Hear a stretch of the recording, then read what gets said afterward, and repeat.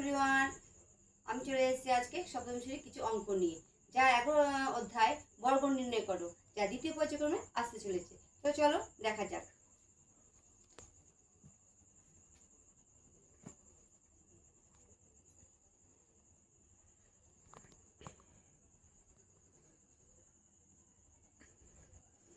বর্গ নির্ণয় করো, এরকম রয়েছে। তাহলে বর্গ নির্ণয় আমরা এরকম কি করতে হবে? বর্গ মানে ডবল,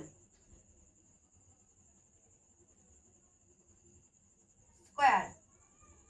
তাহলে মাথায় দুই মানে এটাকে কি বলা হয়? স্কয়ার বলা হয়।